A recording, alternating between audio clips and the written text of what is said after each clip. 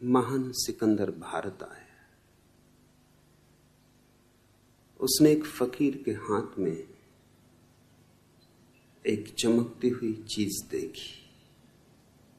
पूछा, क्या है? वह फकीर बोला, बताऊंगा नहीं, बता नहीं सकूंगा। यह राज बताने का नहीं। लेकिन सिकंदर जिद पे अड़ गया।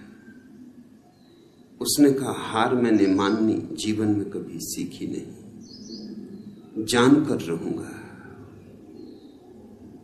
तो फकीर ने कहा, एक बात बता सकता हूं कि तुम्हारी सारी धन दौलत इस छोटी सी चीज के सामने कम वजन की है। सिकंदर ने तत्क्षण एक बहुत विशाल तराजू बुलाया और लूट का जो भी उसके पास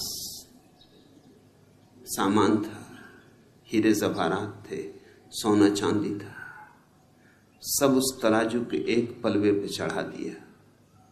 और उस फकीर ने उस चमकदार छोटी सी चीज को दूसरे पलवे पर रख दिया। उसके रखते ही फकीर का पलवा नीचे बैठ गया और सिकंदर का पलवा ऊपर उठ गया, ऐसे कि जैसे खाली हो। सिकंदर किम कर्तव्य विमूढ़ हो गया। झुका फकीर के चरणों में और कहा, कुछ भी हो, नतमस्तक हूं, लेकिन राज मुझे कहो।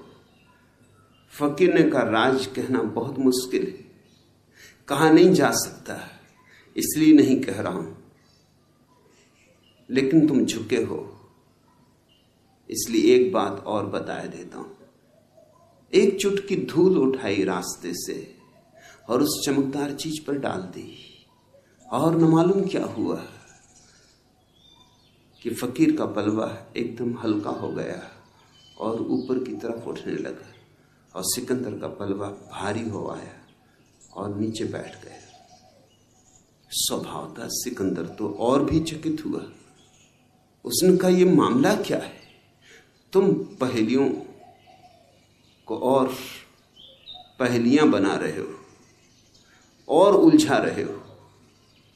सीधी सादी बात है, कहना हो कह दो, न कहना हो न कहो। उस फकीर ने कहा, अब कह सकता हूं।